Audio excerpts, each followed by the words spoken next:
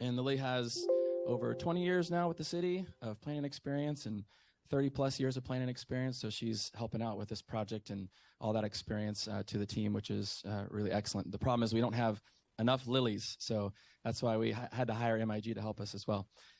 This is in partnership with our community services department. And so, of course, we have Kim Niemer, who is our outgoing, retiring director of community services.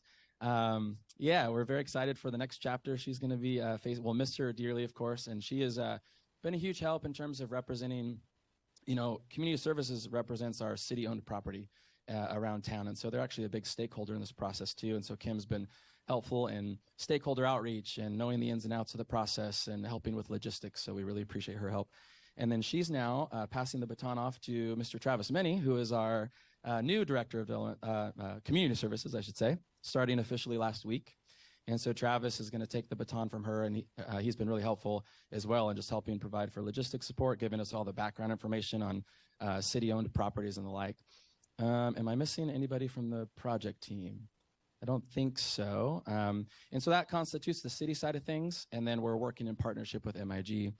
And I think I see Councilman Munns here. We appreciate him being here to be a part of this event as well. And so I appreciate you guys all being here and coming out tonight. One other thing I would touch on is tonight's topics, and you'll hear more from this from Daniel, but we're going to be looking at existing conditions, environmental, biological, cultural information, mobility, parking, circulation. And then we're going to segue into the coalition's task tonight, which is to discuss emerging visions and emerging topics in that sense as we make our way to the visions and guiding principles document. One last thing I'll close with is I've also asked MIG to spend a couple minutes tonight answering the question of what is a specific plan anyway? I don't know, it seems like a silly question to ask because that's what this is all about, but I'm sure there are members of the public and certainly maybe members of the coalition that it's still a little bit unclear what a specific plan even is. So hopefully the guys will spend a couple minutes in layman's terms laying that out so we understand even more what this process is about and what the end product is. Okay, and so with that, thanks again for being here. I'm going to pass the mic off to Daniel. Right. And with that, I'd like to have you join me in thanking the excellent staff under Jeremy's direction. Let's give them all a round of applause, please. It's really been a great experience getting to know the Reading team and you being well served here at the community of Reading. So thank you for the opportunity to work with you in this manner. Again, I'm here with Dan Amsden, who's a principal with MIG in our Sacramento office. Christine Thompson is our project manager and also strong director of sustainable environmental design for MIG. So we bring a lot of resources to the table. Plus we have a bevy of sub-consultants that you'll have introduced to you at the various points along the way. Remember, we're still at the very, very beginning of this process, and this community coalition idea was to set a framework in place, what we're calling a vision framework, and set of guiding principles that we'll eventually take to the City Council for their review and comment. But the idea is that that document would help to guide the technical work and the development of alternatives and ultimately the final specific plan. But we've got a very long way to go before we get there. As Jeremy just said, reviewing real quickly the agenda, we'll do a background presentation on all the existing conditions that we have found so far. We've had our technical team members out in the field.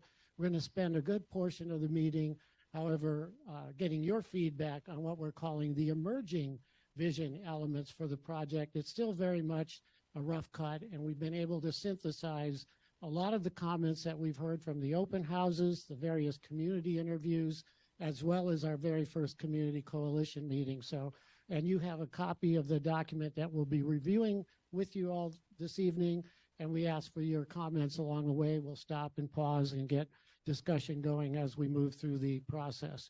We do have a public comment opportunity, again, 3 minutes each. There's cards at the back if you want to fill in a comment card. We'll go through each of those at the last portion of the meeting to make sure everybody has a chance to weigh in here. We are keeping track of all those comments, by the way, and we have at this point just a rough cut and summary. You'll get a summary in written form of the first coalition meeting and that'll be developed here and probably sent to you via email following tonight's meeting. So we're going to keep that going as well. So getting on with the rest of the meeting, we like to start and end on time. 7:30 is our conclusion point. So we're going to move right into our overall process schedule again, just in case some of you are joining us for the first time with this process. There will be a series of major reports and analytical documents that are produced as part of this process, as you see along the top end of this diagram.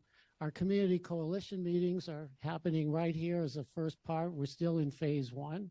And then there's a whole bunch of additional community meetings, outreach events that we're intending to conduct all the way through all 4 phases of the planning process, with appropriate city planning commission and council review happening all the way along the way as well, under coordinating and synchronizing with the 4 phases of the process. There we are from our meeting 2 weeks ago. We're really pleased with the advent of this new wireless technology, and it's really helping the folks that may be at home watching on the internet.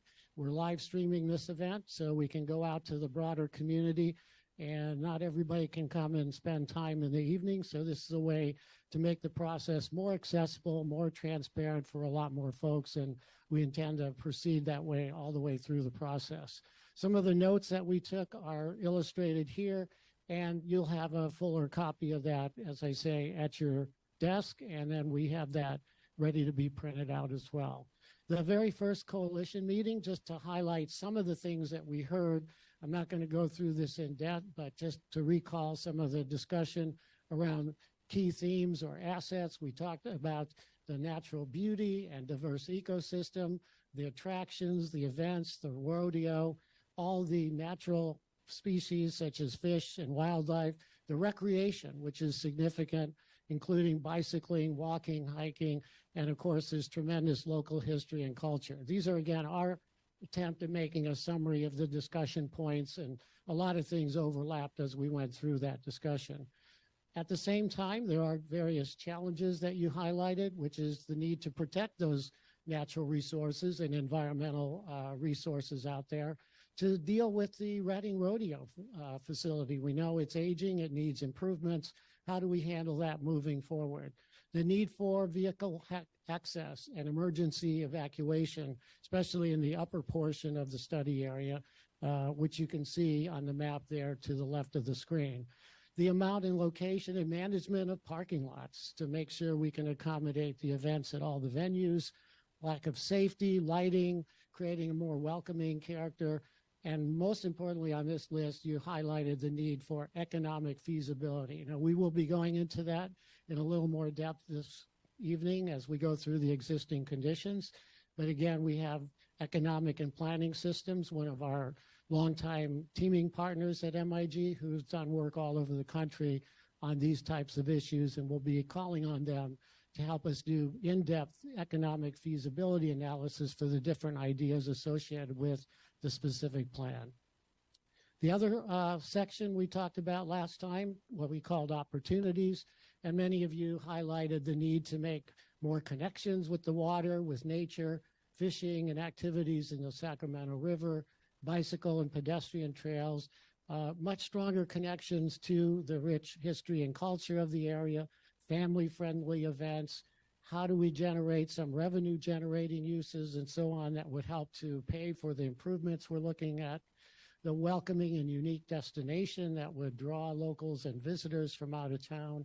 Again, comments that you all made in our very last meeting, including finding ways that can complement the existing restaurants' uses of land that are in and around the riverfront.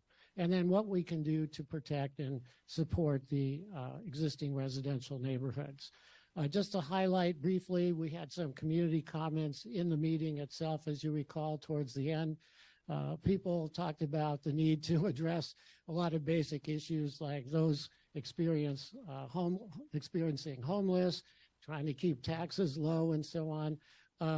Also making sure that the river is the focal point. That's why we're here as a community, and that's what we're trying to protect. Park Marina being an important connector, and how do we improve the safety, especially in regards to the neighborhoods that are adjacent to it. We wanted to note, as you said, the coalition members that were absent. We're trying to continue the outreach there. We have a member of our team, special consultant that's worked a lot with indigenous nations throughout the United States, and they're helping us with that outreach, and we have developed working relationships offline. So we're really trying to make that a very strong push as part of this process. And then some of you pointed out that this is not really an urban waterfront. You know, this isn't like Chicago or San Antonio. This is a much more of a natural area feel, and we understand that. I think people are definitely highlighting that here in the course of the evening. And then concerned about traffic, and we're always concerned about safety, impact on neighborhoods and residential land uses. So we hear you about that, and just want to make sure everyone understands that when you submit a comment, we do read them. They are part of the record, and they are factored into how we develop our plans in the process moving forward. With that, a quick review, and we'll have time for you to weigh in more at the rest of the meeting in the second half. And first of all, I'm going to bring back Dan Amsden to talk about our existing conditions and what we've learned so far. There's a lot of information there, but it is only just the tip of the iceberg. So rest assured, there'll be a lot more detail forthcoming. So here's Dan. Great. Thank you, Daniel. And some applause for Daniel. Good evening, coalition members. Again, Dan Amsden with MIG and community members, council member, and I know we have a lot of folks online as well.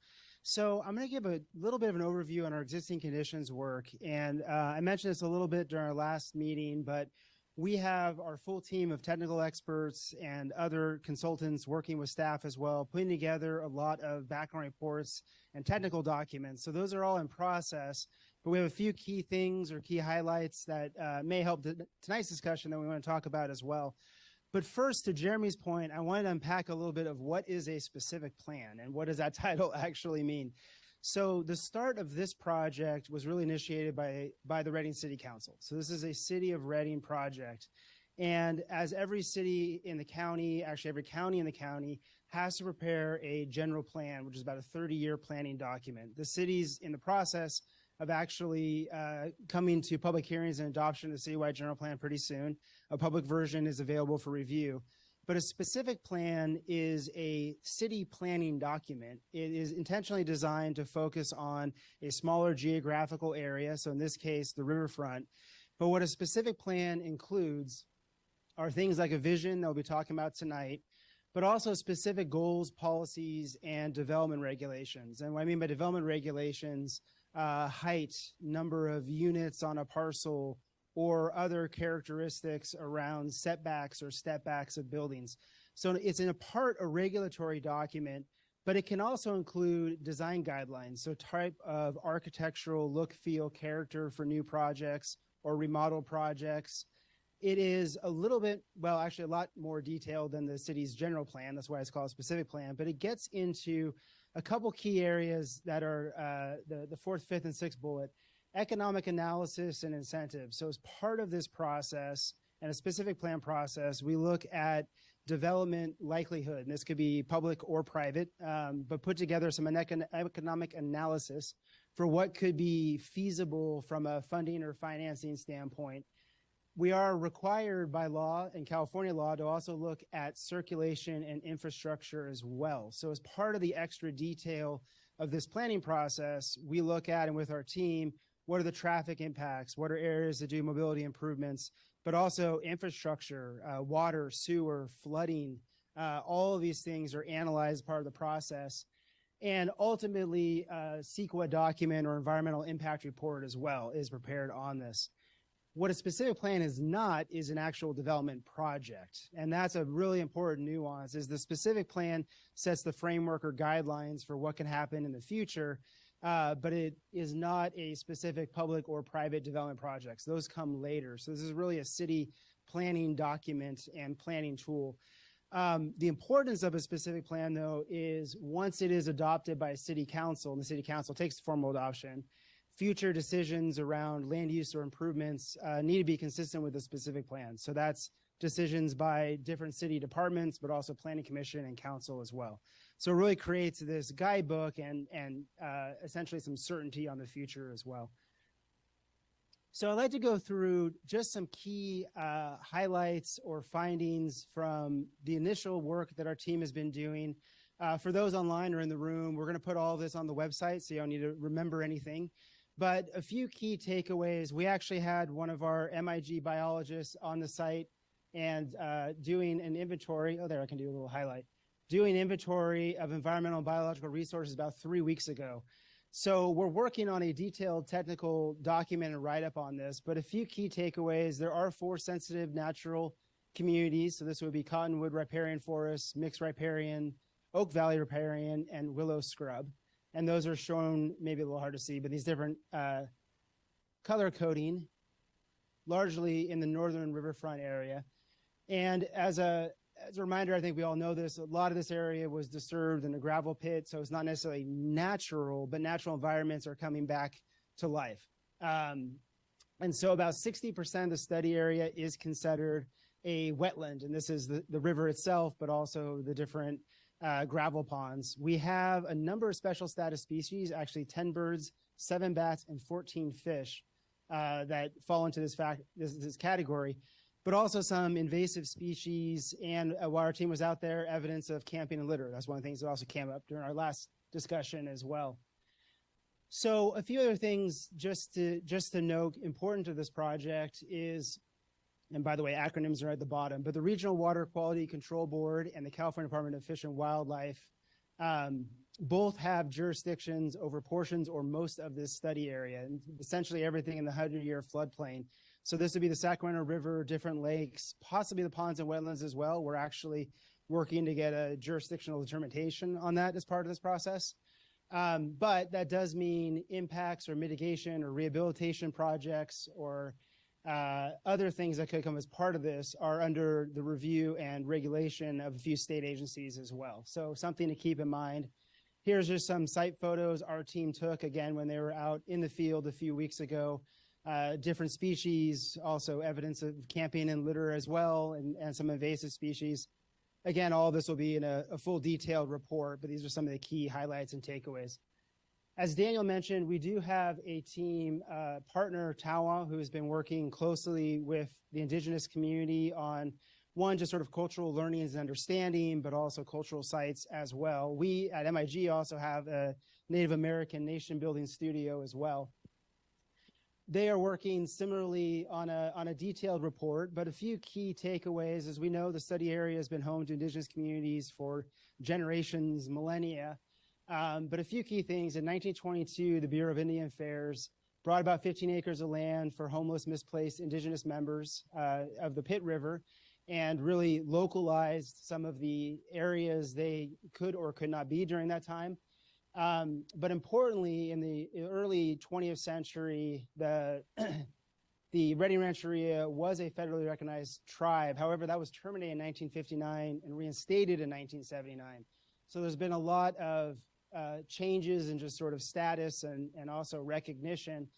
I'm not going to go through this in a lot of detail, but this is part of that understanding and discussions we've already had with the indigenous community, really understanding the different tribes and composition. And I think we're around 13 tribes within the sort of study area or broader study area of this project, including a lot of indigenous community members who are not necessarily members of tribes as well. So there's a lot of folks to be reaching out to and who we are reaching out to as well. But I want to provide a little bit of just context in that.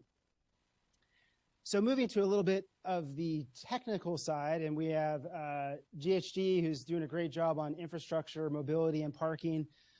Some of this, or a lot of this, we talked about at the last meeting, so this is things that most of the community already knows, but we're doing traffic counts and a little more detailed analysis on this as well. So not a big surprise, Highway 44 creates a pretty strong barrier between north and south connections between the two parts of the riverfront, particularly for cyclists and pedestrians. It's really hard to get across the freeway. But also, and this is something I think came up in our last meeting, these lengthy vehicle queues that often develop around Park Marina Drive and Highway 44 interchanges during weekdays. And this is a big issue of just traffic, but also signal lights, programming, these kinds of things, but can also create a safety issue of backing up traffic onto the highway and causing a lot of other events or incidences. So again, as part of this specific plan process, we're looking at all of this stuff holistically and looking at solutions as new ideas or vision elements from this commission and also the community get created. Another big thing from just an existing circulation standpoint is the secondary access to the Northern Riverfront area and really the area around the Sundial Bridge and sort of the more active tourist and community destinations. And the secondary access is both a challenge from a traffic flow standpoint, but it's also an issue around emergency access as well, especially if there's a need to get first responders in, community members out. So this is something, there are some temporary emergency access routes, but this is something we're gonna be looking at as part of this planning process to make sure safety is also bolstered as part of the discussion.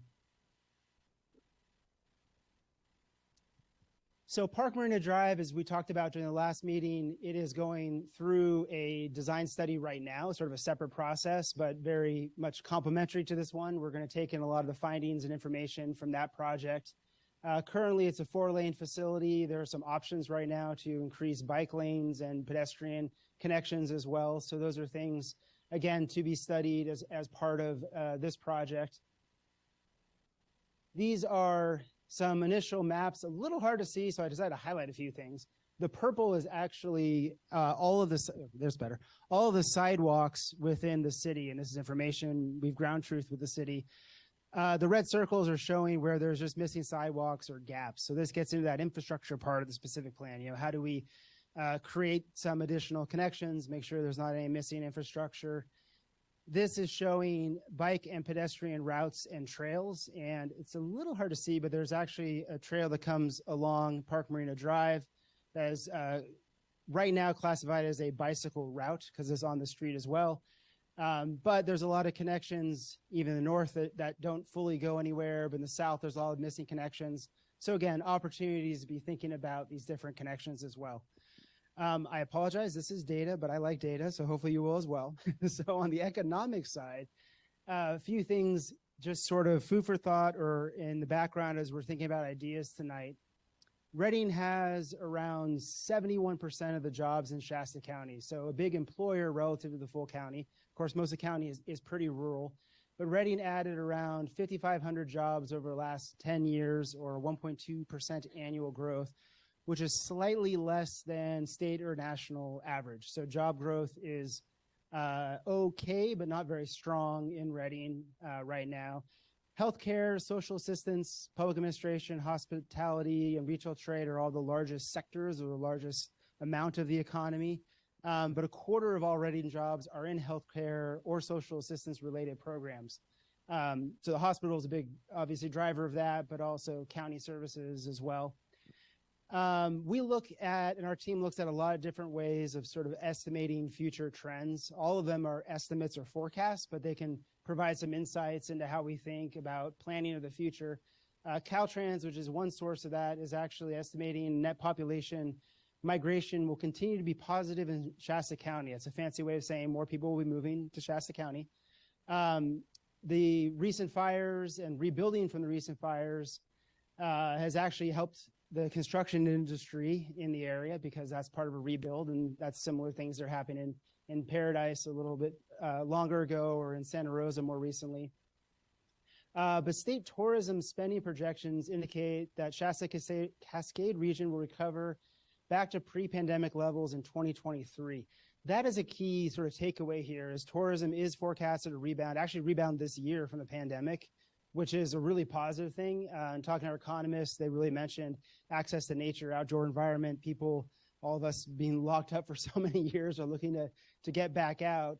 So the last bullet, tourism spending is projected to grow through 2017 in Reading and in Shasta County, but a little bit lower percentage than the rest of the state. And of course, different things can factor into this, but this is just data and projections for right now. So on this slide, the population has been growing, but household size have actually had a minor reduction, so number of people in a household. And what that typically means is an older population, as opposed to a lot of younger people maybe staying or a lot of job growth. So all these things sort of factor into each other. But nearly 43% of Reading households are renter-occupied housing, while the county is a little bit less at 32%. But both the share of renter-occupied housing has been declining in the city and the county, so moving more towards ownership, which is a good thing. Let's see. So nearly 2/3 of the housing units in Reading were constructed between 1940 and 1999, which is on par with most of California. Those are sort of the big housing boom decades. But the county has added 4 times as many new housing units than the city. So again, this is showing these how it relates to these other population numbers as well. But a key thing is probably that third bullet, the income distributions. Around 20% of households earn less than $25,000. Half earn between 25 and 100,000. So 70% under 100,000. So incomes are not as high as a lot of other parts of the state, but that then turns into, the access to jobs and everything else. So again, this is just a bit of background information, but informative on how we kind of think about planning for the future. Okay, Dan, before we move on, let's just see if there's any follow-up questions, additions from our coalition members regarding the background presentation on information. Okay, Jocelyn, and then, you remember how to work the mic. You got to hold down the button until the green light appears. Got it. Should be on. So I did have a question in terms of Park Marina, and do any of you know, or any city employee know, when Park Marina changed from a 30-mile-per-hour residential zone that was heavily monitored by police enforcing the speed limit to the 40 miles per hour thoroughfare it's now deemed or called that's not? It's still residential. So does anyone have that information? Jeremy? Short answer is no. But for our streaming audience, the short answer is no, but that would be a public works question. I could do some research and bring it back to our next meeting. I don't know if Kim might know. You want to grab this so they can hear? I do remember that because actually I've been pulled over on Park Marina, actually. So the Public Works Department does a number of regular traffic studies, and then they have to take the average of the speed that's out there, and then that's like the methodology that's used. And so what they found was that actually, I think on Park Marina it could have even gone higher, and they kept it lower. So there is a kind of engineering design process for setting those speed limits, and they get reviewed periodically. Every time we use it, everybody goes faster, right? That's what we do. Well, if everybody goes faster and there's no accident, if the accident rate is low, then it would be set higher. Yeah. Yeah, it's kind of counterintuitive with traffic studies because you study and then sometimes neighbors get upset because the speed limit increases. But until you reach that accident threshold, there's no requirement to reduce. But I can get a little more info too, just on history for next meeting. And the Park Marina corridor study is, I'm told, close to final. We went through a few rounds of iterations with a consultant, but that should be going to council and getting approved here in the next month or two, from what I last heard. Right. Okay, there was a hand up here. Question, comment? Go ahead, Cameron. Yeah. Green light. Short answer on that too is not here in that capacity. As a planning commissioner, I ask this question all the time. And Jeremy or Lily, correct me if I'm wrong, but usually what it is, they do a traffic study, and this is really a state law to prevent from having speed traps. And so you take the mean speed, the average speed of the population of the driving public through that particular area. I believe you can do 85% of that number. And if there's a certain high accident threshold that's crossed, you can drop it another 5, and you do it by the increments of 5. So you can't unilaterally drop a speed limit in an area, say down to 25, just because, hey, we'd like to see it there. You've got to be able to do the math, do the actual justification. Otherwise, it's a speed trap. So just let you know that's the formula. Okay. Rebecca, did you have a question, comment? It could be on any of the material, the background here, of course. Yeah, I know that phase 4 is where CEQA comes in, but is there anything, you said that your biologist went out there 3 weeks ago. Is there a lot of biology research and biodiversity and everything that's going on before phase 4 of the actual CEQA? Yeah, we'll be starting that right at the beginning of the process, Dan. Excellent question. And the short answer is we're starting that right now. So typically in specific plans, you don't do that until you actually start the EIR. But we fast tracked the biological technical study and the cultural resources technical study, and actually maybe parts of the traffic as well. So we get that information up front to help inform decisions earlier on. So we're really, in essence, we started the CEQA process a month ago. Oh, excellent. Right. Okay. Any other background questions? Yes, sir. Garrett, Just to piggyback off. is the light on? Sorry. Yeah, I'm sorry. I probably got Yeah. to bring closer. To piggyback off on the corridor plan, is there a preliminary document that we could review? I think it'll form a major constraint on this specific plan itself. So I think it would just inform a lot of what we're doing here. Okay. Great question. Jeremy? There is a draft document. There was a web page devoted to it, but when the city switched over to our new website, some of that got lost. So I'm working on pulling it back up. So there is a draft document out. There was before. So I need to work on getting it to the new website. If in the meantime, I might be able to get a copy of it and send it to the coalition members. So I'll do that when I work on Jocelyn's question as well. And I just want to quickly add also for folks online, we have a documents page on the project website for this project. So we're going to start adding links to the general plan, to Park Marina Drive corridor study, and other projects that relate as well, just to make it easy to find everything in one place. So we'll work with Jeremy to get that up and posted shortly. Okay. Any other background questions? I know we threw a lot of information there, but as we say, it's just the tip of the iceberg. As we get further into the process, a lot more information of a technical nature will be forthcoming. We're still at the broad visioning, overall goal setting stage, which will guide the work of those technical studies, but also serve us well as we get more into actual potential land use alternatives and so forth. Okay, Christina, and then Chris after that. Thanks. When you're getting together the Park Marina one. Is the light on? Yeah, might just be closer. Green light? Okay. Could you also include the upcoming construction that might be kicking off in certain ones like Turtle Bay to downtown, so we can be informed on what new projects might be, they've been in the works for a while, but things that are coming up sooner than later to help support. Okay, I think Turtle Bay to downtown go ahead. starts pretty soon. Jeremy? So just to clarify, building permit issuance activity or entitlements or just things that are under construction in downtown? ATP specifically? Okay. All of the above, it sounds like. All of the above or mostly ATP? Was I off base at first? Okay, Okay, got it. all right, thank you. Did you have a hand up also, Chris? Well, if you want to, then turn on the green light. You have to speak into the mic. Remember, we have people online and this is the way they get to hear. I'm used to these. Okay, So I just want to give you an update on what we had done in concert with the city prior to the corridor study.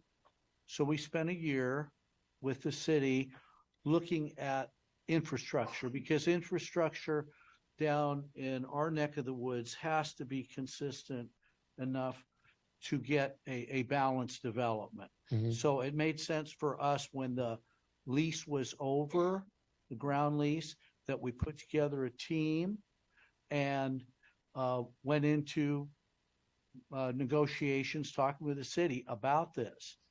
And so some of the things we discussed is the boulevard concept, how to slow the traffic down, create areas where there were a couple of roundabouts Mhm. in there, and just make room for trails. And part of that is we were looking for a way for the little lake front that goes around to put a part of the trail there on down. And we had an environmental planner. We did some hydrology. So we did some homework prior. It went very well. And we also considered the what we call the road around, using the roundabouts to access what would be Washington Avenue, taking that traffic, slowing it down again, coming back on Parker Marina, thus allowing us more open space next to the water to get a continuity of what the balance is in there. And I think that that road is important, at least for us to discuss, because I think it gives us a bigger vision once we get the traffic, basically where how it fits with land. And we did some flights over it. I've got a drone project I'm working on right now to take a look at that from the air. We got a good hydrology report. So we're ready to talk about this, and we're prepared. Okay, and just to highlight what Dan said about what is a specific plan, there will be a land use element at a more detailed level than a general plan, but just like in a general plan, that will be one of the chapters of the specific plan. There will also be a mobility element highlighting the transportation network, bicycle, walking, pedestrian, as well as automobile and public transit. So all of that will be looked at in much more detail. There'll be an environmental resource element as well, in addition to the required CEQA documents that we have in the state of California. So let's go on to the next part of the process, and that is to review the discussion that we've been having with all of you in the coalition, but also with the broader community. And I mentioned again the community open houses that we had at the Civic Auditorium. Just out of curiosity, how many of all of you in this room attended one or more of those community open houses? Wow, I'm not surprised. Pretty much the whole room. So this is really good, because what we like to do is listen to folks, hear what they have to say, write it down, feed it back and check, and make sure through this process of back and forth, we ultimately get a fairly accurate and complete picture about the future of the riverfront area here in the city of Reading. So it does say emerging. This is not the final, and it probably won't be final until eventually City Council at the very, very end of the process, a year or two from now, ultimately approves the document. But these are all steps through this iterative process of ultimately arriving at a vision statement and what we would say a set of guiding principles. So this is built on all of the outreach we've done so far. We've been saying that over and over again tonight, so you know that we're doing our best to be true to what we heard and to make sure that is reflected in the overall set of vision elements, as we're calling it at this point. We also did incorporate the discussion we had here 2 weeks ago. And at this point, there's 7 broad themes. You have in front of you a handout that we just developed that you can use to follow along as coalition members and community members here that are in attendance. You can comment on this later as we go into the public comment period at the end of this meeting. But these vision elements are very broad, and we're going to go through each of these 7 different areas one by one, and then see if you have additional comments you want to correct, you want to further add to. We know these are words, but words are important in a planning document. They do give guidance and direction for policy making and ultimately future decision making about what happens in this study area. So we're starting with these different elements. There's 7 so far, according to our initial content analysis, and they're going to be discussed here, presented one by one, and we'll pause after each one and see as coalition members whether you have additional comments to add, you want to make adjustments to this language. There's no pride of authorship here. We're at the very early stage, but we want to start developing some common understanding of what we envision as a community for the riverfront of City of Reading. So we'll start with healthy and resilient natural environment. And we created essentially 4 broad principles based on what we heard, as you can see illustrated up here. So first of all, celebrating the immense natural beauty of the Sacramento River and the riverfront area to protect critical habitats that support biodiversity to ensure their long-term health, to create opportunities for native fish, animals, and birds to thrive throughout their entire life cycles. And we heard how unique this area is with regard to a diversity of bird species. Just for example, we know this is also an excellent fishery as well, and for all kinds of reasons, that's an important resource to preserve and protect. And then any development and activities that are anywhere near the river and or critical habitat areas, they need to be compatible, complementary, and presenting low or no impact on those important resources. So there are also ways of handling that. So I think instantly when people are thinking about a specific plan that equates to development, that equals negative environmental impact, and we have to ensure that's not the case. That it can be done through good design, through good planning, to allow those setbacks and other controls to make sure that those critical habitats are indeed protected for the long-term health of those ecosystems. So I'm just going to pause there and see if anybody on the coalition would like to add any comments. Maybe there's additional key points. And Dan is going to make notes here. We're also, of course, making a recording of the discussion as well. So we don't want to miss anything. So Michelle, why don't you start us off? I will. I would suggest that under the second bullet point that you would add the word restore, protect and restore critical habitats. Good. Yes, indeed. And we would agree with that as a really good catch. Thank you very much. Melissa? Yeah, I was going to comment a little bit along those lines. I actually, in prep for this, walked Park Marina all of last night and the rodeo grounds.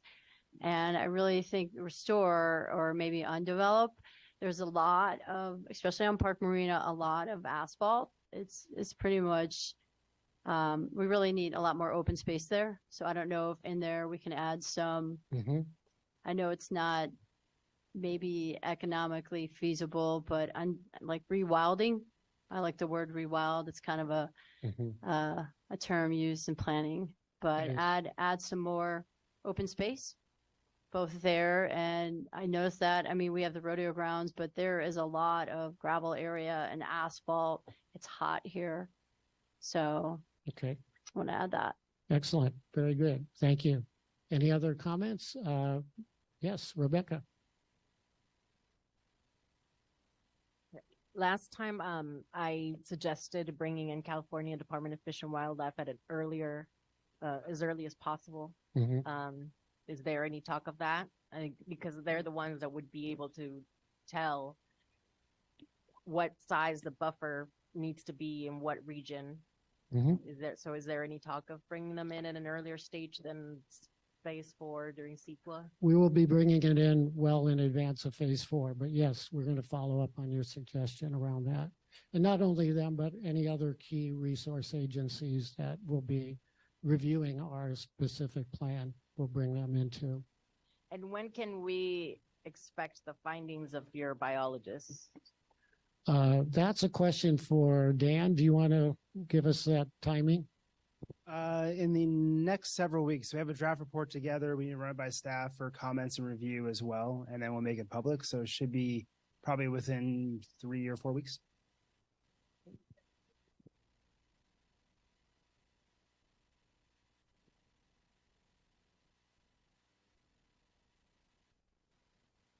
Yeah, there's one more month before the end of this process. That is an excellent point. So I'm going to make a note to check in with my folks tomorrow morning, but we'll see how we can push that forward as well, or at least get the full mapping data information together for the coalition to review. Good. All right. Thank you. Any other comments on this item, Garrett? Yeah, so I just want to bring something up, and this, I think, will thread through a lot of these points. Okay. It touches on economic viability, appropriate scale. But a specific plan at times can end up being too specific and stifling development. You brought up that, this is something that doesn't take into account, the development and planning process that will come later.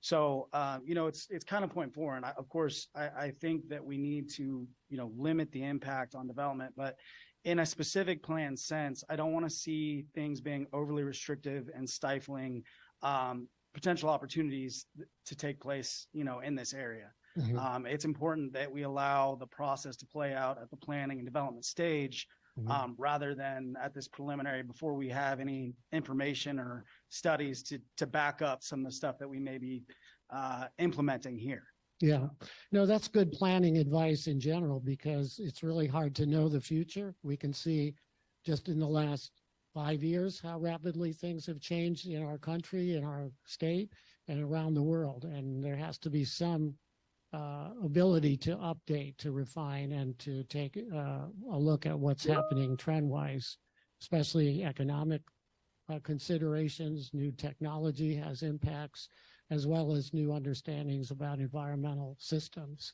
So that's very important consideration. So its general plan is broad, specific plan is starting to focus more, but even those documents have to have some room for the community to update and make revisions based on current conditions, policies, and rules. Okay, so let's see, what else? Was there another comment on this section, Jocelyn? I was just going to piggyback off of hers. I feel like you're asking if we can get Fish and Game here at one of these meetings, and no? Okay, because I was going to say,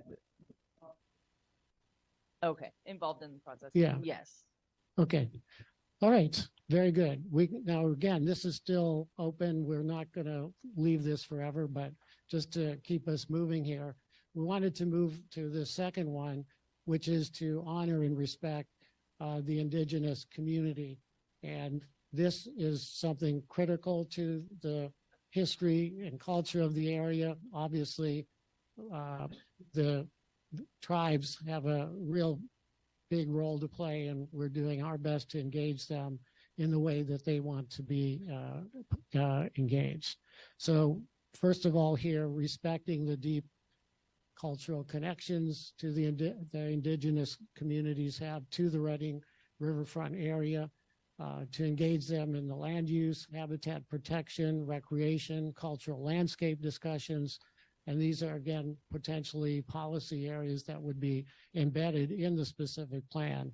To protect the sacred sites and cultural resources, and obviously to do that in a way without revealing their location. That's important to protect those resources, and they will give us guidance on how best to do that. And to maintain the connections they have and access to the land, the river, and the animals of the ecosystem that are critical to their culture. And then more opportunities for indigenous run cultural centers and spaces, so they have an economic stake in whatever happens in this riverfront specific plan area as well. Do you have any comments, any additions you'd like to make on this particular element? Okay.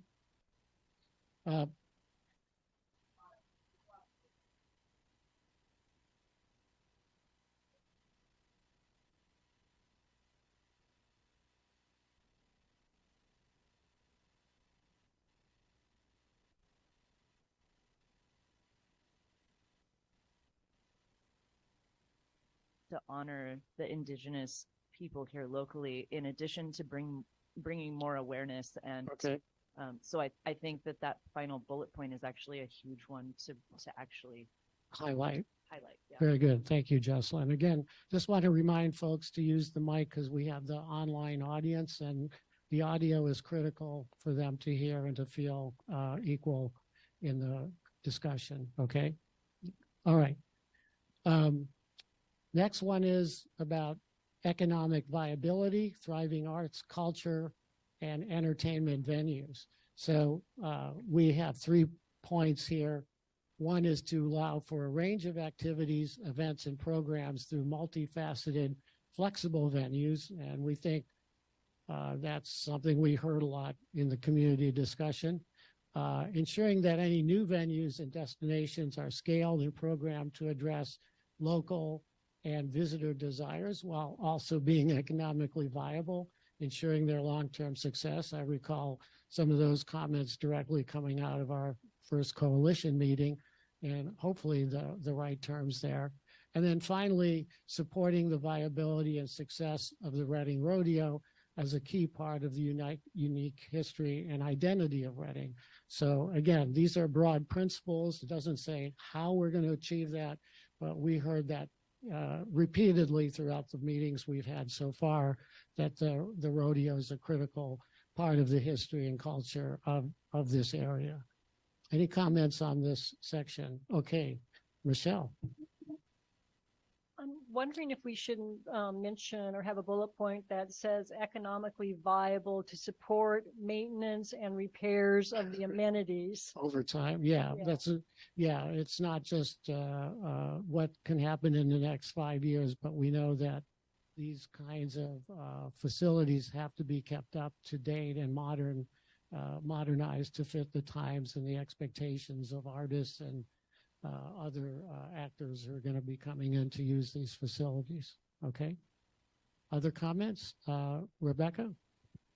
I noticed in the public comments that maybe one or two comments actually even mentioned the moving of the Reading Rodeo. I absolutely agree that the Reading Rodeo is incredibly important. It's kind of putting Reading on the map, really. So we definitely need to support that. But what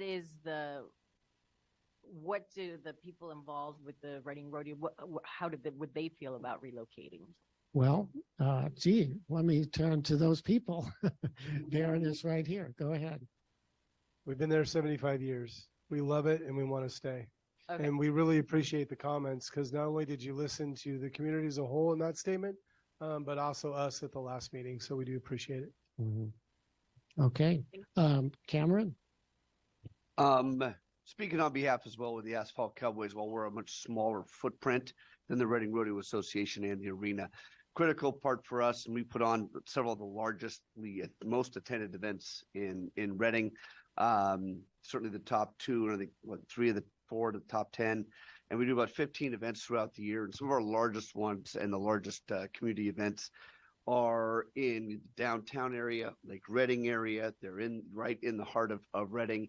For us, from a logistical standpoint, really doing that from a non-central location creates all kinds of logistical issues. There's been discussion, hey, if you guys were down in Anderson, up Shasta Lake, out in, east of town, we wouldn't be able to put on a downtown pancake breakfast for 10,000 people if we were not centrally located, nor a barbecue in the park, some of these others. So certainly for us, we're willing to work within the boundaries, but keeping that central location for the Cowboys is certainly a big deal to us. And we need to make sure too, we're right next to or nearby with the Rodeo Association to help them in any way we may have to. So Cameron, how many pancakes do you actually make during that festival? It's about 27,000 was my number. So we served just shy of 10. Okay. So, but I think it was about 2.7 pancakes per person. We're only supposed to give out 2, but a lot of my guys, I want another pancake. Push it a little bit. I try, yeah. So. Okay. All right. Good. All right. Thank you. Julie. I would just like to flesh out just a little bit because, there was one comment about the Civic being a failed proposition where there might have been a moment in time where probably the majority of Reading considered that to be true. I would vociferously argue that's not the truth today. And that if there's some language in here that if it's appropriate to flesh out what exactly economically viable means as far as not just like to Michelle's point about, sufficient for maintenance and upkeep of the assets that are here, but also in recognition of the economic impact that those venues drive because they are significant economic drivers in our community that I'm not sure anybody, that the majority of Reading actually really understands how much economy the rodeo brings to the community, the auditorium brings to the community, and it's not a small measure. Yeah, absolutely. That's a great thing to highlight because it's not, everybody's not in those businesses to know how they work and what their ultimate impact is, as well as secondary and tertiary impacts. They build a good part of the Reading local and regional economy. Okay, Jocelyn? I have like kind of a question for everybody here. Is anyone involved at all or heavily with like Cool April Nights, for example? What is it called? Group Cool April Nights. It is. Equal It's Nights. well, kind of actually a week-long thing. It's a major car show that happens on the grounds here that brings a lot of between 10 and 15,000 people from out of town for a week to 2 weeks, that they're bringing classic cars. They're parking all through the parking at the Civic. I know last week I had mentioned a parking garage there that I mean, during like events, we could charge $1 or whatever for parking. That's going to pay for itself over time. But then we have a lot of people with classic cars that can't park their cars in the sun. They can't park. So again, a parking garage, then all of a sudden you have shade for those cars that people could just scale through and walk.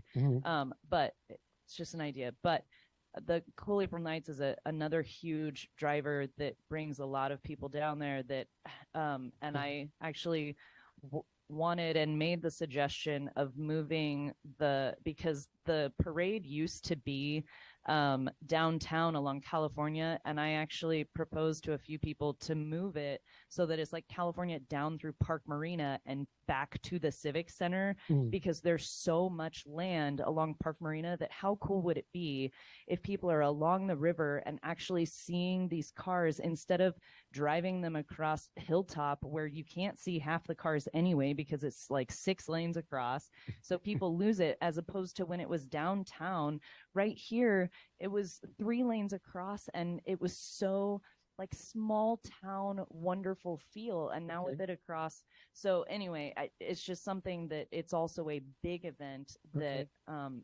Park Marina is impactful for, and I think that you guys need to also be talking with the people who are in charge of Cool April Nights and organizing that. Yeah. Okay, good point. We'll follow up on that. Okay, we'll have the public comment after this discussion. Sorry. Go ahead, Cameron. Yeah, just to follow up, I know the Rodeo Association and the Asphalt Cowboys, we do meet together with Cool April Nights, and we cook breakfast for them as well, Saturday and Sunday. Pancakes? Less pancakes, yeah, same pancakes, but less of them.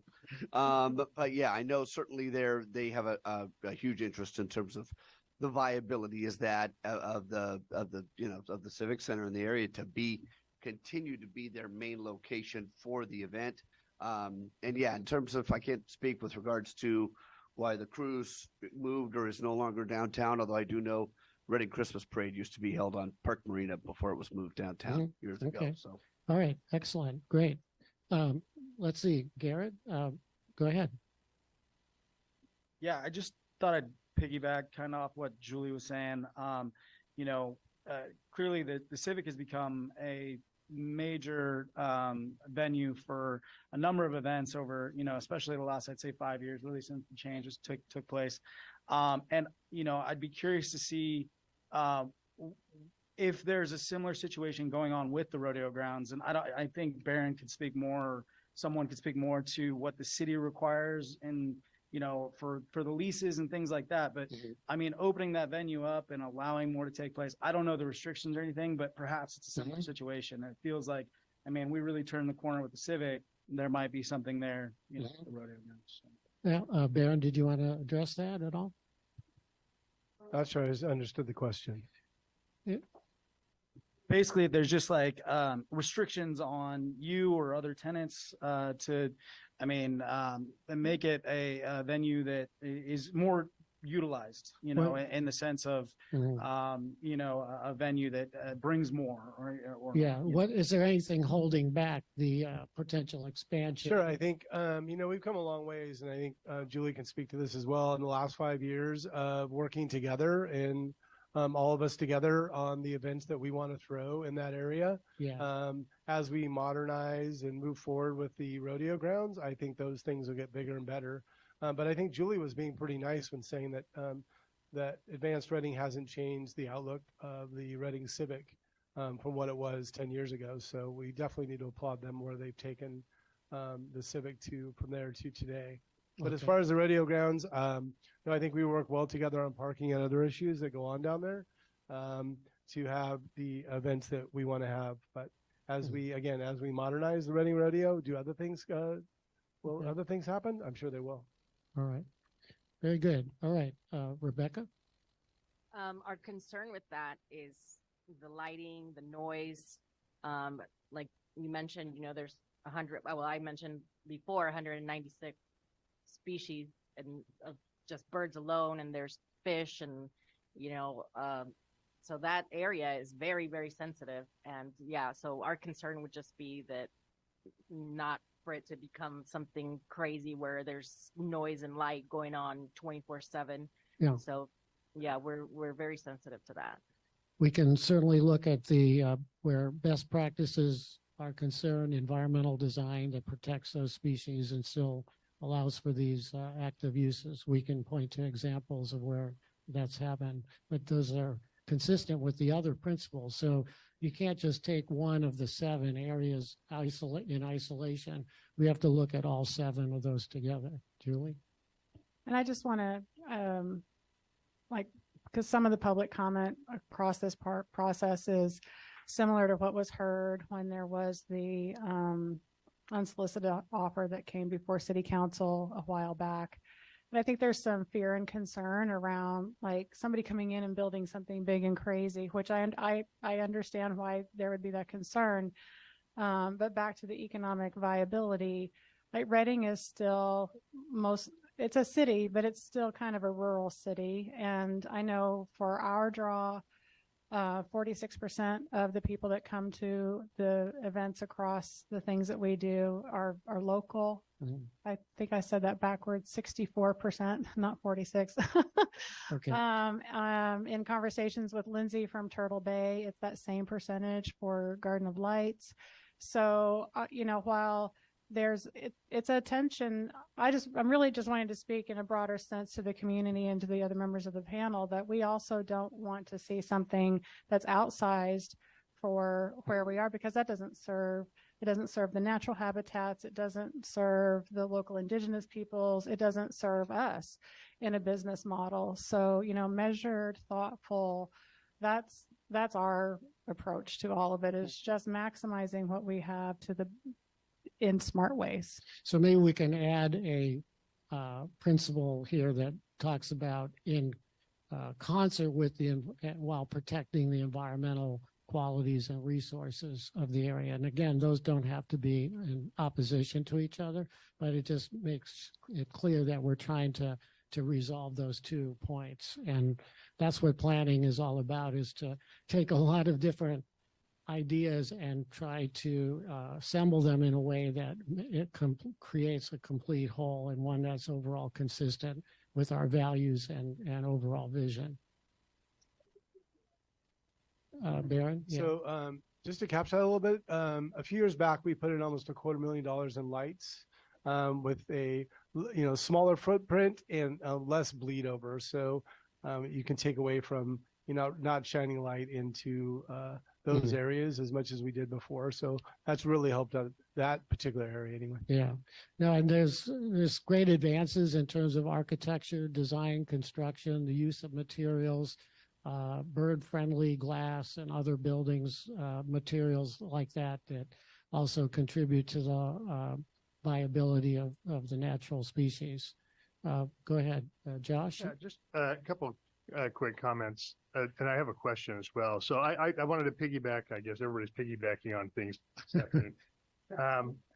Yeah, there's a lot of echo, which is probably good. But Advanced Reading and the rodeo and all of the people that are managing these things currently right now, I know there's some of the representatives here, but I hope they're really a part of especially the parking and the traffic issue.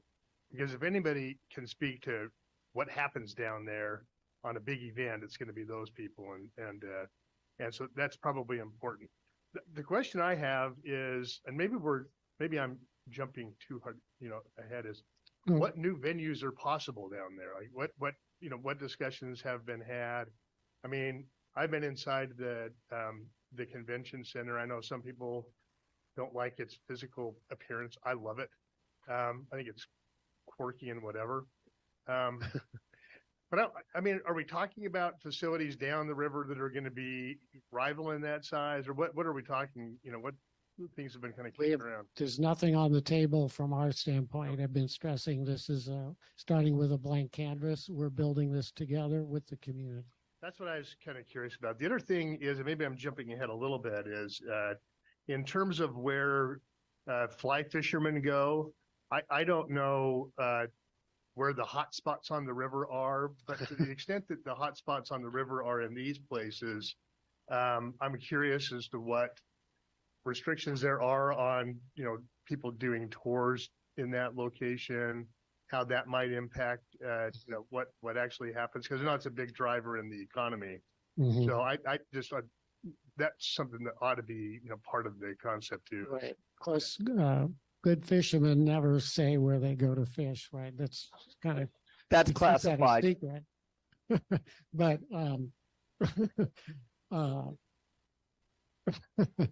yeah. But okay, Terry.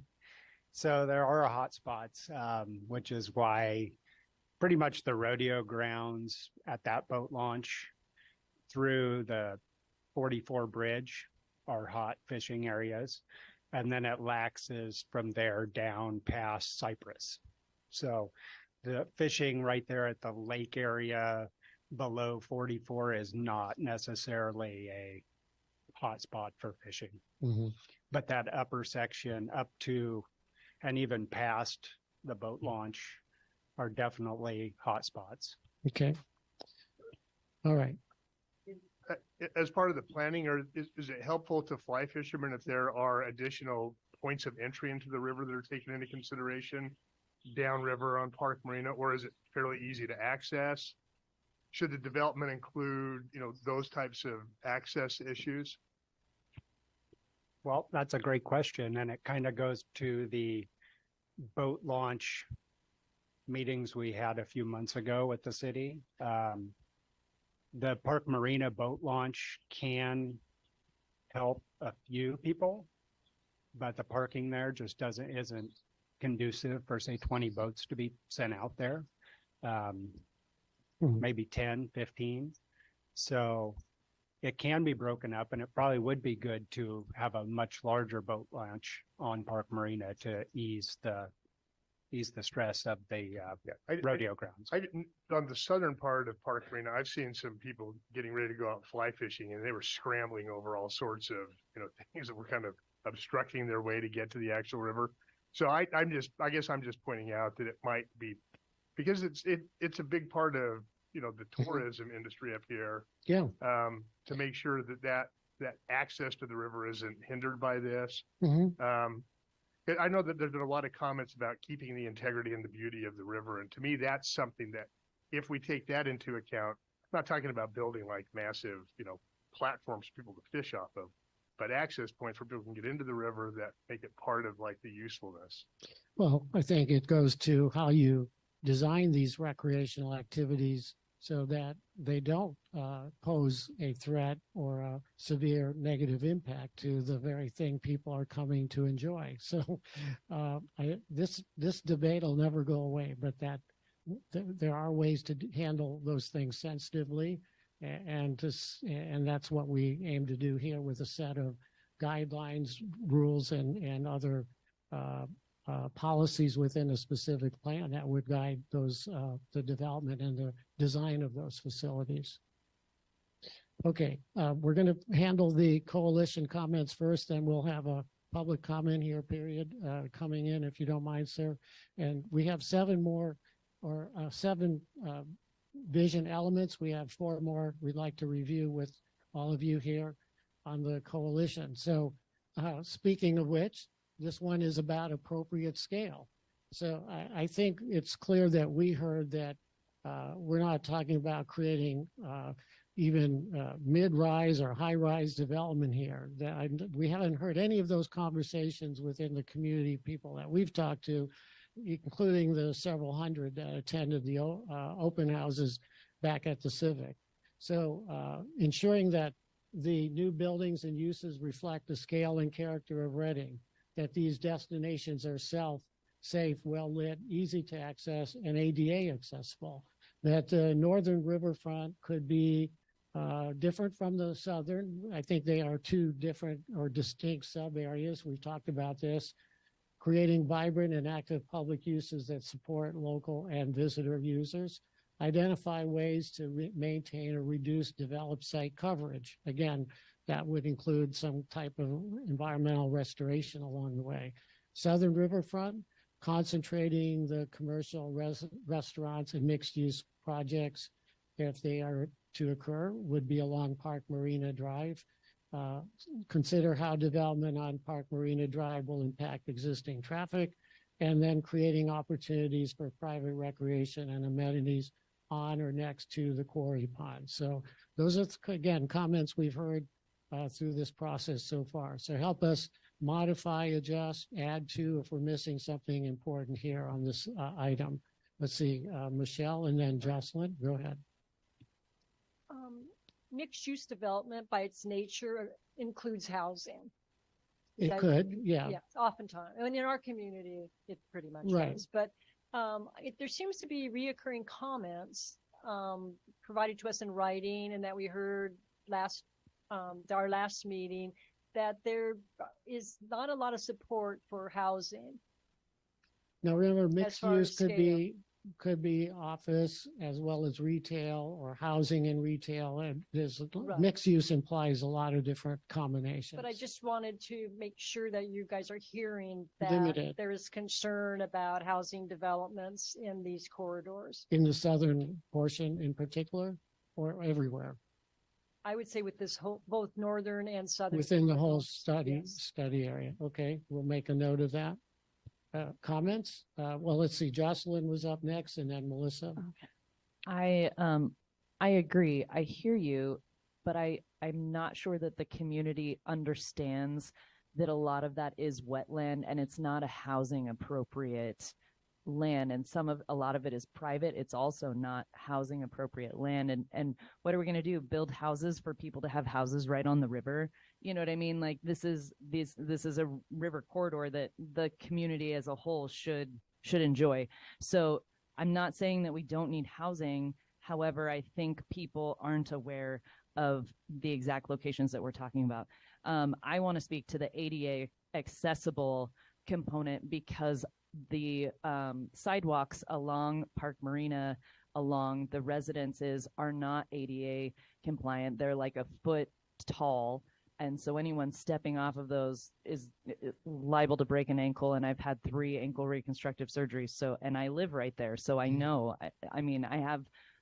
I am not only a Crucis Track resident, I run a business out of my home. And so I have people of all ages, including elderly individuals, who step on those sidewalks. And I'm terrified that they are going to fall and break their neck because the sidewalks are so high. So that's something that needs to be looked at and addressed, because I know that it's for the river being so high and to protect the houses, but we also need to figure out how to make those sidewalks ADA compliant. And that's very feasible to do. We can make that happen. Melissa? Yeah, I just want to add that I think it was one of the comments, one of the concerns about the southern riverfront and Park Marina, that it's privately owned. And then that last bullet says create opportunities for private recreation. I just want to maybe public as well.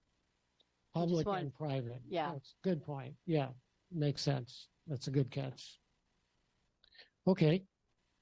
Was there another hand up? Yeah. Sorry. So by nature, Chris. recreation is quite inclusive. I mean, you can't divide it up into 2 things. I mean, recreation and tourism is exclusively for populations of all, diversities. All ages, all abilities.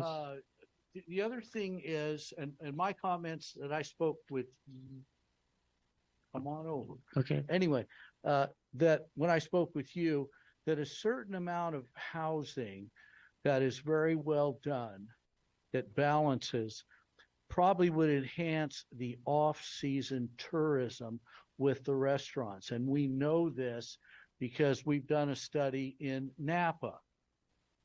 and I've talked to 2 or 3 restaurateurs in Napa. And during the winter, when things slow down, they need local consistent input to the restaurants. And so I plan on taking a good look at that in a couple places down there, because I think it's warranted and it feeds into off season. The assumption is that Reading's one way all year. That is not true. Okay, so you're saying there are There are selected places. areas where housing may be Could fit. desirable and, Yeah, and when we appropriate. had our interview, Yeah. we talked about that. Okay. And, I want to reiterate it that if you look at Reading carefully, it does have seasons, and people have a tendency certain part of the year to just go on by. Okay. Walk on by. And That's we a have song. to prepare for that. We have to be realistic, and we have to, understand about balance. I keep bringing that up. I think Okay. it's about scale when you talk about housing. Yeah. And that's my concern. And when there was a developer had put an offer on the table to acquire the convention center area there, or a large part of it, there was a great fear amongst the community that it was going to be affordable housing like we were seeing downtown, which would have been Yeah, Michelle, I want to reiterate too, that's not what I'm talking about. I'm talking about very tastefully, first class, that gets people to want to live in the area around there to help with off season. Okay, good. Just Thank you. logic. All right, Cameron? Yeah, and I just wanted, I think there's a big difference with regards to housing on the northern versus southern areas. And, we deal with it all the time. Everybody hears about the airport concept where you have an airport, we've got a couple here in town, and this happens, and people move in around the airport after it's existing and then complain about the noise and everything with regards to the airport. We've got an airport down there. We know it. It's there. I mean, we have 4th of July, cool April nights. A lot of those engines are awfully loud. We've got the rodeo, all kinds of different events and things that occur. I think that's one of those we want to be cautious. Do we want to put housing around the airport, so to speak, down in the north, at least on the northern riverfront area? I think that's something that would have a lot of implications regarding what we could do down there, and then also what the feasibility would be. And it may not be automatic, but boy, in 3, 5, 10 years, we're probably going to start hearing the complaints about the fireworks, the noise, the events, etc. So I think it's worth taking into account. Well, this is what we try to do in planning in general plans and specific plans, is ensure land use compatibility. In fact, that was the very first case in the United States in 1925. It was a case of somebody wanted to put a junkyard next to a residential neighborhood, and that led to Village of Euclid versus Ambler Realty, and the Supreme Court ruled that the city has the right to zone land in the interest of public safety, health, and welfare. And that set up the basis for zoning law 100 years later. And if I may as well, and Lily, you can tell me if I'm wrong, I believe in the current general plan draft, this has been discussed, there is an element in there. I believe there are some even noise exceptions currently in the noise element with regards to the civic rodeo grounds area. I don't know. Jeremy, can you address that? It's only this. Lily and I are giving each other quizzical looks, so I'll have to look at the noise element in detail, Cameron, and see. I would just add one more additional comment on the housing. I think housing came up primarily in the northern riverfront area at first, and I just remind this group that was largely connected to the Surplus Land Act discussion, right? As I recall, that the state requires when a city surpluses land that it first be considered for, I think, a period of 60 days. Maybe don't quote me on that. We'd have to talk to our city attorney for affordable housing projects, right? So that's where a lot of that discussion came in, was the idea of public property being surplused, and then perhaps the fear or the concern that could result in an affordable housing project by the way state law works. So I won't muddy the waters anymore, but if we want to get more detail on that, I'm happy to bring back something more at our next meeting too. Okay. I think clearly this whole topic, appropriate scale and use, leaves a lot to be developed and defined. And it's obviously an important issue when we talk about what we've heard and we were talking about this riverfront resource. So we have 3 more areas. I want to make sure we give attention to that. Let's go to Todd, who hasn't spoken yet, and then Michelle. Yeah, I just want to, on the housing issue on the southern riverfront, I mean, there's already, I don't know how many residents you have down there now, but hundreds of residents in that area. So I think there's opportunities, which I know, I don't want to put words into Chris's mouth, but opportunities for that to be redeveloped, which you just mentioned, and new housing there. I mean, it's a premium place to live.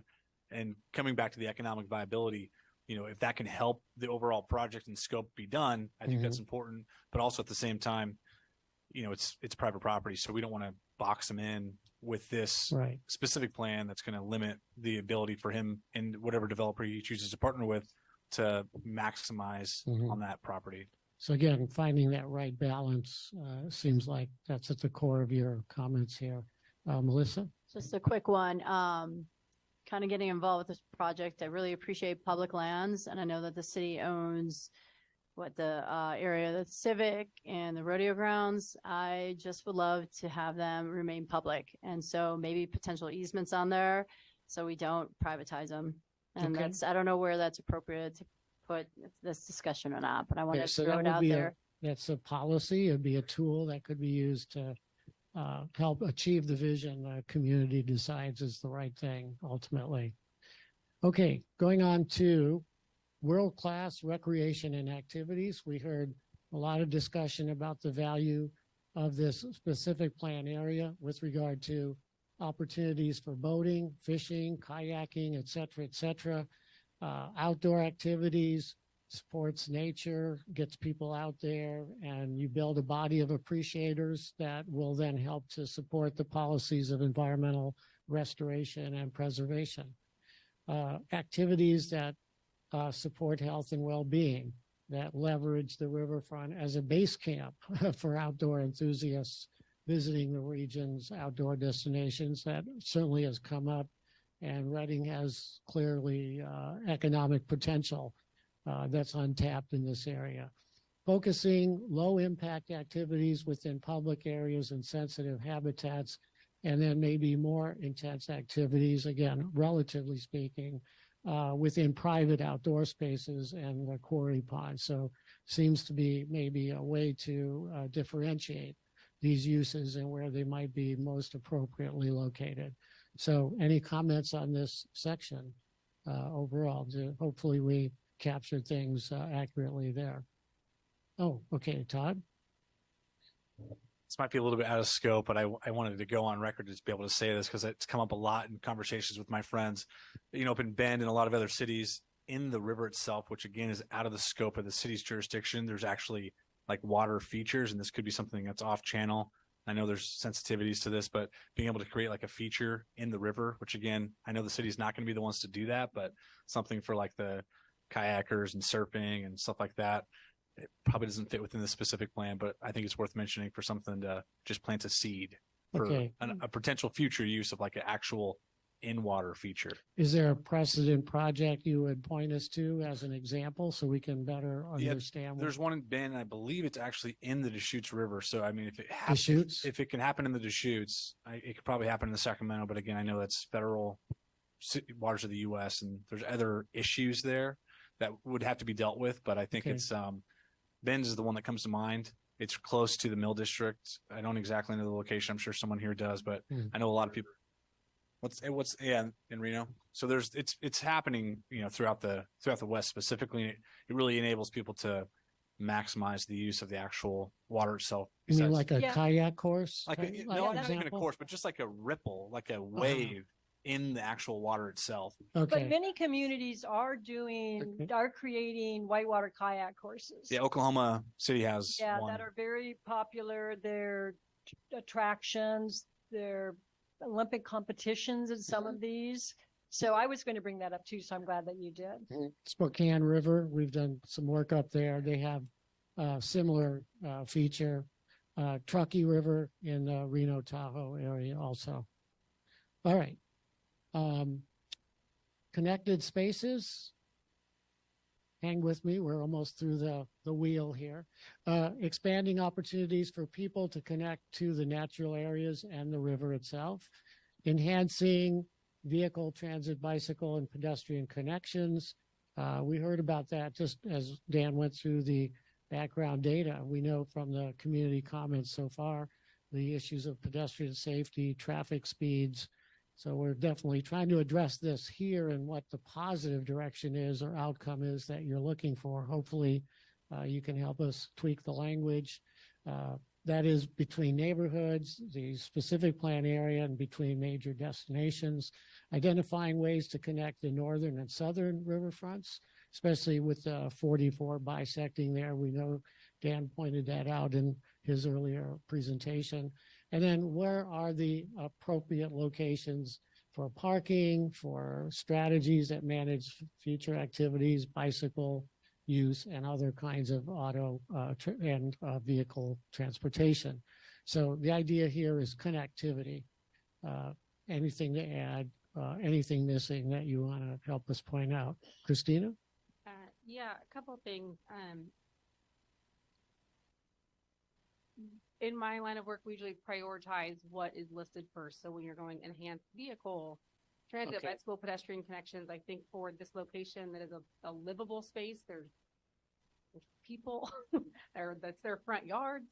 If we could work on prioritizing pedestrian and bicycle transit and yes, vehicle, but Non-auto yeah, transportation. It's just, how we read it usually is how it gets prioritized. Mhm. The other thing with this being sort of the specific plan, but when I see the word identify ways or identify parking locations, it makes me think that we're going to be developing projects and solutions and something like this versus supporting ways to reconnect the northern and southern riverfronts currently bisected, which would sort of be an ongoing but independent effort, probably not something that would come out specifically from the riverfront specific plan, but we would be wanting to support that, or instead of identifying parking locations, perhaps, we're ensuring adequate parking locations tied to Right. support the development Ensure of that- management yeah, strategies to I catch ensure. that direction. That's a good. Yeah. Yeah. Otherwise, it feels like we're going to be Yeah. coming up with projects. Yeah, it's not like we need to assess the parking demand before we start looking for more parking. I think that's what you're saying. Ensure that we have adequate parking, not to just assume we if need the more. outcome of this is going to be specific projects or No, parking locations, then you just be careful with that language. it may be about identifying parking requirements, not necessarily actually creating parking lots or parking garages. 'Cause Yeah. we're not creating a development scheme. We are setting the rules for future Correct. developers, landowners, city, and other actors to do the right thing. Exactly. In the right place. Yep, that was my point. So changing the language instead of identifying, we're either going to be supporting the development of those policies to ensure that we have adequate management Right. strategies. That's the right direction. Mhm. Yes, good. Thank you. Melissa? No, it won't work otherwise. Sorry. Yeah. No, we went through a lot of trouble to make the audio work, so. Yeah, no, that's just going up to the third bullet, the same thing. Just say connect the northern and southern riverfronts currently. Like be firm because actually that's great for the economy, really. If you have the Northern River Trail, the Sacramento River Trail connected from Turtle Bay all the way down Park Marina, connecting to Pond, putting another bridge, that actually, and upgrading the motel on Park Marina, you have a lot of foot traffic and people coming from the Sheridan, coming over safely, recreating, going to shops and stuff like that. So it's just, and plus I'd love to use it, but it's really important that we connect that Yeah. and safely, because that's prohibiting. And that would that would calm the traffic. Really, I think if you have people staying over there, walking there and to and from. So Right. just put connect. Let's do it. Yeah. There's also the principle of park once and utilize then the other non-auto oriented transportation to get to where you want to go. That would have a lessening effect on the traffic impacts. Yeah, good. Any other comments here, Cameron and Todd? And just briefly, I mean, I certainly think we need to be looking at specifically pedestrian connection and how people are able to walk down there once they get to those areas. I just want to make sure that vehicular and parking are not lost in the discussion. We are, especially the northern riverfront area, talking about an area that has several of many events throughout the year that have thousands and thousands of people that attend, not just locally, but within the county and then even regionally, and also from a tourism perspective on the southern end.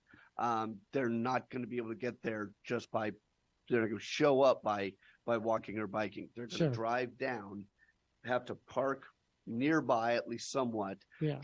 Obviously we can't put 10,000 vehicles stacked up in a small spot. They are going to be spread out, and I think we need to discuss how people get to where they want to go from there. But we need to make sure, if we don't have a way for them to come down and bring their vehicles there in the first place, which most 90+% are going to have to do, just realistically, I just want to make sure that that's available and that also doesn't get lost in the shuffle. Well, and I think, like Christina said earlier, ensuring that we have adequate parking to serve the venues that are identified as possibilities in this specific plan is the performance goal that we're trying to establish here. Let's see, Todd? Yeah, I think the other thing to think about with vehicle traffic is what feasibility we can work on with this specific plan for another bridge across the Sacramento River on the north side, like to potentially connect to North Market Street. I don't exactly know how that would all work. I know it's come up. I think it came up last meeting, and it's definitely come up with a lot of conversations I've had. So it doesn't have to be a massive overpass, but something to get people across the Sacramento River on the north side. Okay, great. Thank you. And again, Dan's making notes here. We're going to wordsmith this and come up with another iteration of this vision framework, and we'll get it 2 or 3 more times before the end of this coalition process. So we'll refine it. It'll get better, hopefully more reflective of the nuances that you want to put in there. So let's see, one more area to go. And then Jocelyn, go ahead. Just to highlight, because I fully understand, yes, vehicles, we can't get away from that. They're there. But when we use language like folks are going to have to drive, the goal would be that they don't, right? You don't have to drive. So ensuring we have facilities where it's not a requirement for those that either can't, don't want to, don't have access to a vehicle, live there. So just as long as there are alternatives. It will be there. Correct. You can drive, but you wouldn't have to as your only means of access. Right? Okay. It's a nuance. So we have to ensure there are other means of getting to where you want to go. Yeah. The complete streets. All the way. Look, we wrote a book on that very subject, so I'm with you on that. Okay, Jocelyn. In terms of connected spaces, for example, I'm going to use the old Cinemark building because I use it a lot. I used to work there. It's an amazing space. So we have Turtle Bay on the other side of 44. Like in a beautiful, perfect world, I would love to see another fun education space for families and children that like connects over to the Cinemark building where we're connecting to the river and utilizing, I mean, the superintendent from Shasta Charter, I'm actually a vendor for him, but he teaches his students in the park there to learn to fly fish and different things, and that could be an amazing way where you're connecting both ends of this corridor, using it for education or arts education or something like that. So I just wanted to throw a plug for education. I'm also a full-time teacher, so anything that we can do to bring kids to that area and connect that land that way, I think is also a wonderful use. Okay, very good. And hopefully it's not so far away the families could walk. They don't have to drive. Right. It was good to Christina's point that if there's that internal connectivity within the specific plan area, that's going to help reduce the overall auto traffic and so on. Okay, last one, memorable and vibrant places. And how do we make it safe, visible, welcoming, walkable, public spaces for the community to share, including gardens, dog parks, pocket parks, public art, Create development regulations, design guidelines, and implementation strategies that are tailored specifically to the riverfront here in Reading, not anywhere else. Leverage the current specific plan and community process to analyze the economic feasibility of a range of private projects, new development, recreation, and identify public investment costs and grant funding opportunities such as for ecosystem restoration, open space enhancements, infrastructure, and recreation. So again, these are all things that we've heard from our various meetings. Have we left anything out? Is this reflective of what the coalition wants to see here in this vision framework? Michelle?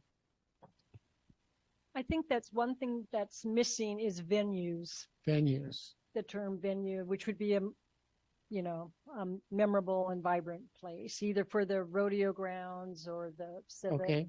And also, I haven't seen, although it was brought up frequently by the public, I haven't seen specific mention of gathering places. Okay. I guess you could say like community gardens, but I'm almost thinking assembly somewhat areas. larger, reminiscent of European plazas. Of which? European plazas. Okay. You know, where you can get a large group of people there to watch our local World Cup superstar. Everyone go in there and view the World Cup match, you know, those kind of community events. Gathering community. And I'm sure that the space exists now. It just hasn't been utilized for that. And it may need design enhancements to facilitate that. That's a great point. Yeah. And you mentioned Europe. European cities having those type of spaces. Yeah, we can certainly learn from that. Okay, we're almost ready to turn to our community members here for public comment.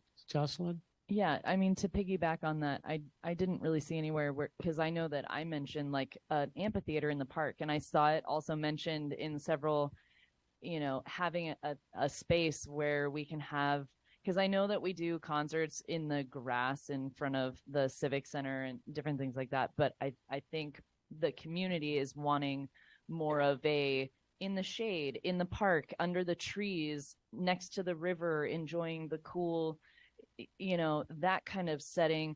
And Brit festivals in Jacksonville, I interned for them. I mean, that is a wonderful example. I'm envisioning that space. It would be nice to be there right it's now. Beautiful. It's Relaxing. an open amphitheater just with the hill, but I mean, Yeah. we don't down there. We don't exactly have a hill, but Okay. but having an amphitheater and a venue that brings the community together to enjoy the nature Yeah. that's there, and with Being an a event com- of some sort. Yeah, being a community. Okay, fantastic. So that's, okay. Let's see. Julie and then Todd. This is more just a procedure question. Because as Jeremy pointed out, a lot of the concerns before when the unsolicited offer came forward, because what was being proposed would trigger the Surplus Land Act, was around affordable housing. So there was clearly at that time, and I think the current public comment echoes it, a resistance in the community to have accessible housing. Well, housing of any kind, actually, in the northern section of the riverfront. People weren't exactly thrilled about the idea of $1 million mansions being built there either. But specific to this document, is there a way to preemptively address some of the constraints that are brought on to municipalities from the Surplus Land Act? Or at least attempt to begin to guide the conversation, even if you can't circumvent it at all. Because I do believe the council member who made the motion to move us to this process in this larger discussion was trying to attempt to establish some guidelines around, like if we could get some language in the document that helped us move that conversation forward, even just a defining of what the Surplus Land Act means in a public document that then also references then what the city's responsibility is in response to that, because that surplus word triggered a lot of fear, that not a lot of understanding that surplus is just a government word for how it redisposes its assets. Okay. So If there's some kind of definitions section or things of that nature, just in the challenges or things that this document has to take in consideration specific to the Surplus Land Act and the Northern Riverfront property, I think that would be helpful Okay. to the community in the future. Point taken. We'll need to research that, get some legal advice on what the interpretations have been around that and what the city can or cannot do in relation to that piece of legislation. The good news is from a state level, though, there is a lot of movement from even bigger cities on the Surplus Land Act because a lot of big cities have money into large venues. And so they're also worried about the Surplus Land Act. And so we're hearing that, that down the road, there could be changes in the Surplus Land Act to eliminate some of those, as long as it stays the same use and stays within the city. So we'll see how that goes, but we're hoping for the best. Okay, we'll definitely get some research on that subject.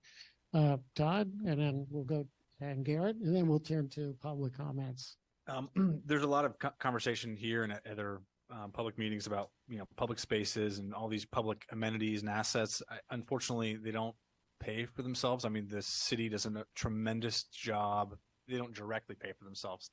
The city does a great job getting grants and being able to support new projects, but I think there could be a potential conversation about if the Northern Riverfront area stays public, sustainable ways to fund that area moving forward, whether it's a business improvement district or something that kind of redirects those funds. I mean, the $3.5 million+ that the civic brought in just during the summer, that goes into the general fund, which supports all of us, all the things, public safety, everything. But if there was maybe a potential mechanism to reinvest that into the specific area, I might be getting too specific, but some type of sustainable funding mechanism. Yeah, there'd be an implementation tool that we might want to look at, like a special tax increment financing district, but we can't really do it that old way because redevelopment doesn't exist anymore, but some other techniques could be there to replace that. There are workarounds that. And you mentioned a business improvement district, for example, as another tool. Maybe that could be something looked at here. Let's see. Is there one more hand up, Garrett? And then we will go to public comment. Yeah. While we had Lily here, I just wanted to, and on the housing subject, I wanted to ask if this area had been addressed in the housing element in the general plan at all. Okay. Lily or Jeremy, go ahead.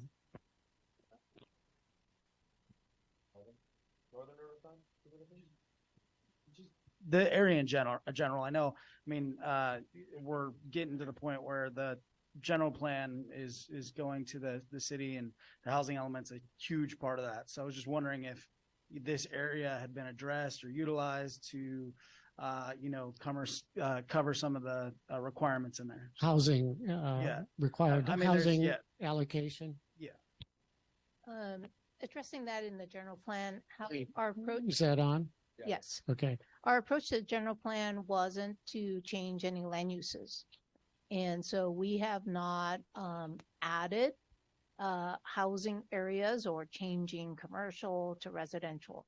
So really is our real focus has been to really downsize the city, particularly our sphere of influence area, which means, we have city boundaries and we have areas that we influence. And so because just to support what we have today, we can't do it. And so we don't want to reach out too far. So we're actually shrinking our area, but the concept was not to change our land uses at this time. Okay. All right. We're collecting the comment cards, and Jen or one of the planning staff, if you want to bring those up, we'll go through that here in just a moment. Just to wrap it up, again, this was version 1.0. We're going to come back to you with a modified version based on all your comments here this evening. So we'll have another version to look at and refine and further perfect as a product of the coalition meeting process. So we are going to go to public comments now. If we would like to ask you to come to the podium, we have a 3-minute timer that Jen will be managing there just so we can keep this to a manageable level. And I'll call the names out, and then you all can get a chance to comment up here. we'd ask you to come to the podium where we can get you in the microphone and be sure to transmit that, online. Okay. So with that, let's see. I need help. Okay. The first one. Marjorie Cantrell. Okay. You can call it. Okay, go ahead, please. My name is Marge Cantrell. My parents moved me here in December of 1946, so I've probably been here longer than most of you. First of all, I would like you to enjoy Reading, but when you move here, don't try to change it to what you left. In answer to some of the things that have been brought up today, the northern riverfront section is owned by the public, thanks to Frances Kutras, Chris's grandmother. It's held for the public to enjoy. If the Civic Auditorium is not retained, the Turtle Bay area should be held as either open area, the rodeo grounds, the Asphalt Cowboys, parking, and public use. If you need to change the name, make it Turtle Bay Park or Caldwell Park East. Preserve the Posse grounds. Preserve the Aqua Golf on Park Marina Drive, Chris, please. This is a buffered area and it should never be declared surplus property. I knew that was going to come up again. As long as the city of Reading owns and holds large parcels of property outside the city limits, this cannot be declared public property. This was given to the people of the city of Reading to enjoy.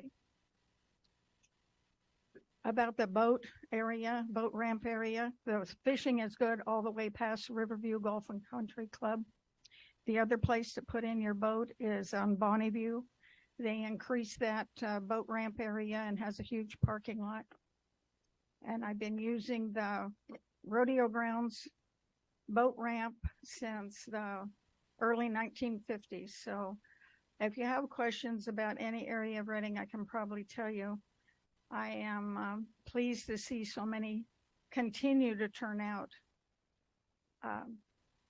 The city council in the past has given away a lot of the public-owned property that dealt with our history, the Indian baskets and displays that we had at Carter House. Some of the council members pushed the big league dreams and then went to work for them. We had city managers that wanted to get rid of all the car lots in Reading, where Reading is a car town. So as you proceed through this process and you have a main thing to say about it as a stakeholder, I hope you remember the fact that you moved here for a reason and that the people of the city of Reading have welcomed you. It's a friendly place to be, but enjoy the river with us. Thank you. Very good. Thank you. Appreciate it. Next person. Next person is Joyce Crowler, and I'm just going to double check the microphone and make sure we're.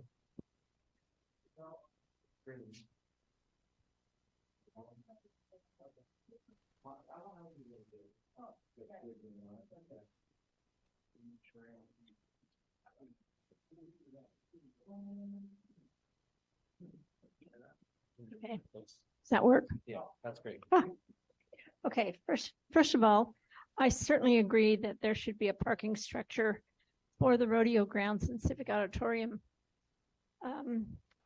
Unlike the one that's downtown, it would probably be well used. I believe that any commercial development should be enough distance from the river to allow for public access to at least a sidewalk area that could be a beautiful walkway. Let's see, after all, the river is for us to enjoy. It's not for the people who might live in the top floor of the apartment building. I also wanted to address the noise issue. There are currently outdoor concerts at the auditorium, and they must provide a lot of noise. So I think that shouldn't even really be an issue as far as the habitat in the river. Regarding the any commercial development on the southern area, there could be double-deck parking structure that would take up less of a footprint and still provide plenty of parking for the different venues. And regarding the people having to drive there, most visitors do have to drive to get there. They're driving the freeway in their car, and they've got their family in the car, and they want to go and see something in Reading that's available for them and their children or their dogs. And there's got to be a place for them to go to park that car so they can get out and get on the little shuttle or the whatever there might be to get you from point A to B. And let's see, I think that's about it. I believe that the river should be accessible by us, the public, us, the visitor, us, just us. When I first moved to Reading, you could walk down to the river. You could touch the water. And that's almost an impossibility now in town. Thank you. Thank you very much. All right. Appreciate your comments. And the next speaker is? Delia Rios. Not here. Okay. Oh, okay. Sorry. Do I have to push a button or anything? Okay. Go ahead. Yeah, my name is Delia Rios. I moved here from Morgan Hill area. I worked at IBM. I retired. My husband worked at Rose Electric. He retired. And what made us move here and choose Reading was because of the beauty, the river, the eagle, the fish. It wasn't crowded. It's been about 18 years. It wasn't crowded. Today I walked the river. I enjoy looking at the fish jumping, and you can see the salmon. You know where to go. But I have to say things are changing, and we thought about maybe leaving again because we see a lot more people, more crowds. We got the electric scooters, you know, which I don't like because they just, you know, but I understand the younger folks want more activities here. They want more enjoyment, concert, music. I love music. And Anderson River Park has wonderful music there. They have a beautiful park. So there's other places besides just the riverfront in Turtle Bay. And I'm just afraid that I'm not seeing the deers I used to see. We saw the Christmas in the Light Park, which is nice, but you see the deers in there and they're running. They don't like the lights. They don't like the kids running after them. So Reading is changing, but not for the best. I'm sorry. I have to say that. I looked around. We moved all over. We went to Bend, Oregon. We have neighbors that moved from Bend, Oregon because they are building a lot. And they don't like Bend, Oregon. So be careful what you're looking at and what you're choosing. This was a beautiful place, still is. And I look forward to seeing people leaving. When they're on vacation, they go back home. And it's beautiful in the winter. I took some beautiful pictures with the snow. It's not crowded, a lot of nature. So Reading is beautiful. Keep it that way, please. So God bless. I have to say that. Thank you. Okay, very good. Thank you. Thank you very much. And the next speaker? Ronian Lund.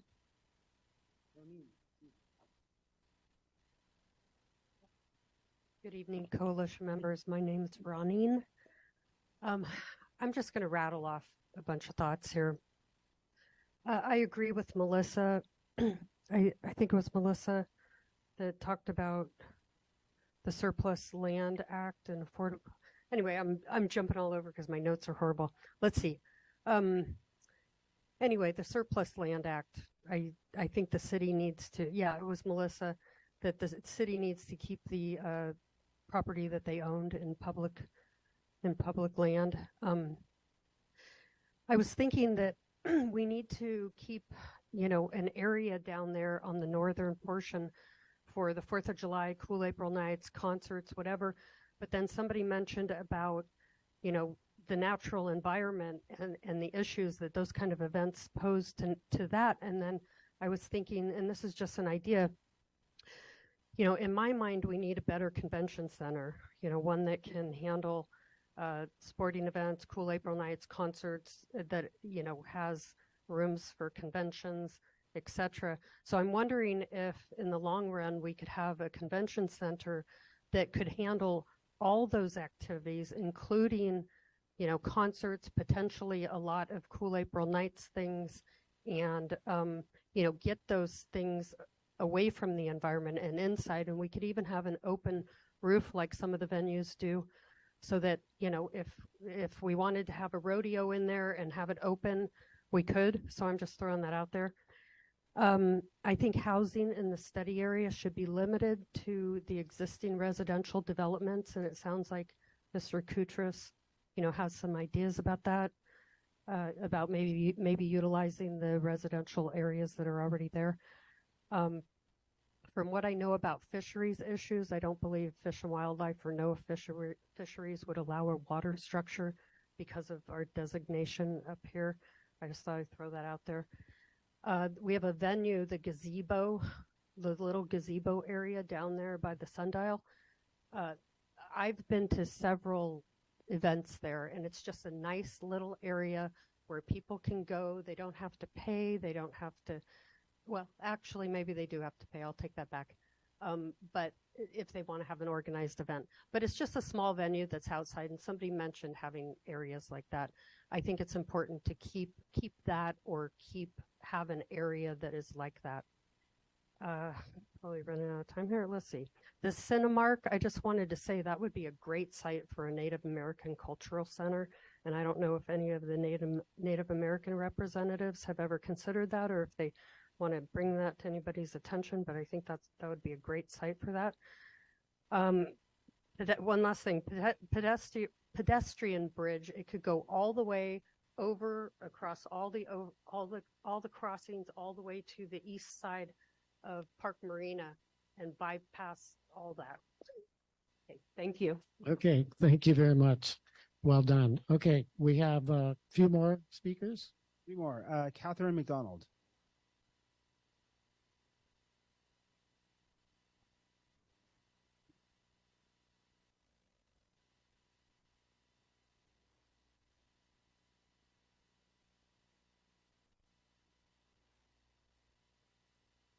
Somebody help her with the mic.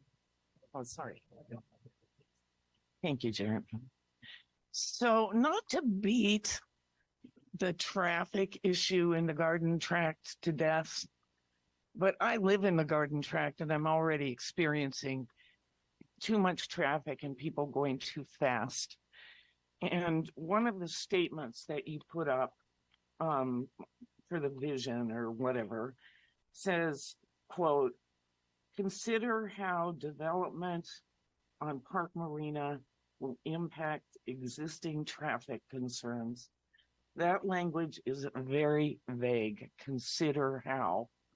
And I worked as an environmental analyst for environmental consulting firm for 25 years. And my worry is when you get around to writing the EIR, the traffic through the Garden Tract is going to be considered significant and unavoidable. And then there will be a statement of overriding concerns and our neighborhood will be screwed. The other issue that I am worried about, and I haven't heard any discussion of from Chris Koutras, is the trailer park down along the river behind Park Marina. I don't know who owns that land, but I would hate to see the people living there evicted and become homeless. They're obviously low income people, or, I assume they are. So that's something I haven't heard anything about, but it does worry me. We already have a homeless problem. And I agree. I mean, it's a terrible place for a trailer park. Never should have happened, but it is. And then as far as the Surplus Land Act goes, I don't know who's going to pay for things like a new bridge or community centers in the northern part of the specific plan area. But it seems to me that the city is going to have to sell some of the land it owns to pay for what's envisioned. And then it becomes subject to the Surplus Land Act. And I just hope that that's taken into consideration. And also, I don't know how this is happening. When there was the unsolicited offer last spring, I think, people showed up in droves opposed to anything being done. And the city council went ahead and decided for some reason to go through this very expensive process that I don't think is going to improve Reading. People, as somebody said, people come here because it's beautiful. They don't come here for fancy restaurants or expensive designer clothing outlets. They come here because it's beautiful. So Okay. that's what I have to say. Okay, very good. Thank you very much. Thanks for coming. And next speaker is Susan Murray.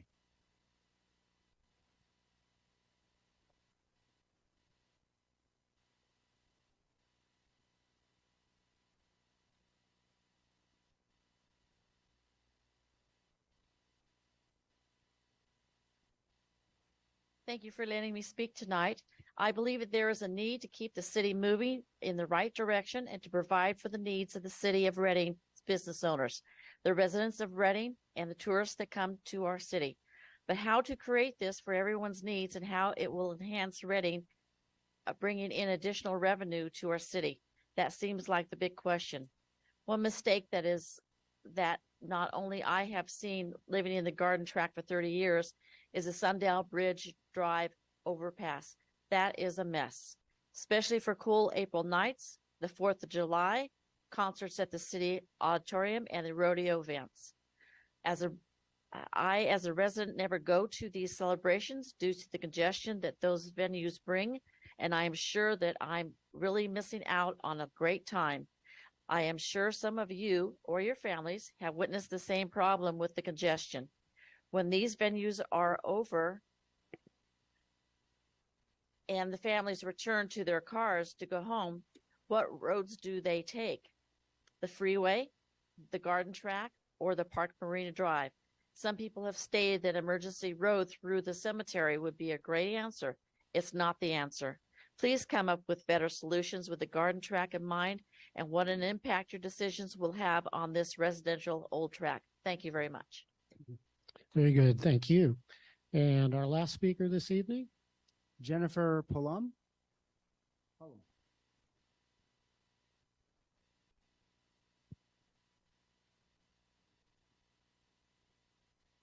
Hi, good evening. Yep, we're on.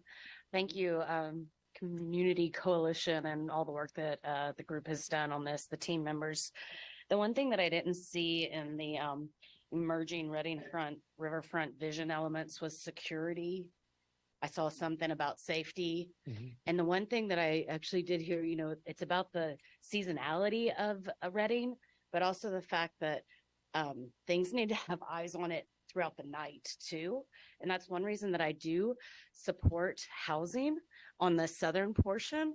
If you think about the river trail and where it goes, there's housing oftentimes on one side of it so that there's eyes on the trail and people can report things that they see on the trail. So for the southern portion, I do think that small amount of housing would be helpful on that east side of Park Marina, south of where there already is some housing, so that there would be eyes on any trails that are developed in that area or any connectivity that would happen.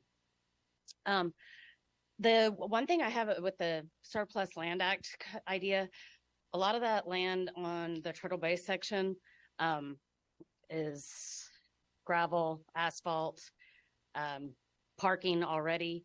I would just say anything that is done, it needs to have a conservation or a recreation easement along the riverfront so that the city of Reading does not give up the right of access for the general public to the riverfront. Otherwise, the rest of it, the way it gets developed on, I'm talking about the northern section to the south of the river. If there's a wide enough easement there, it probably things better could be done there. It could be improved from what it is now. And that's it. Thank you. Okay, very good. Thank you very much. Just a few things before we head out this evening. Wanted to cover on our presentation screen here. Let's see, Dan, you got it ready to go? Yeah, it's not.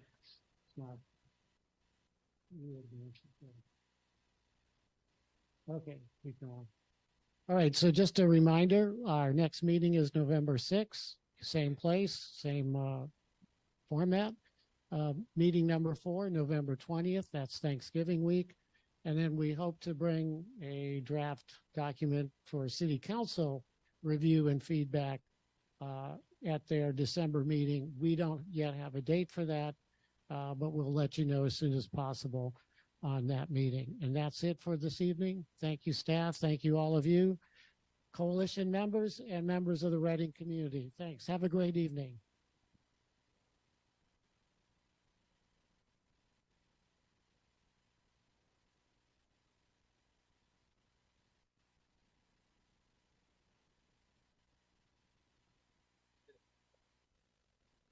Oh, you didn't? Oh, you're good.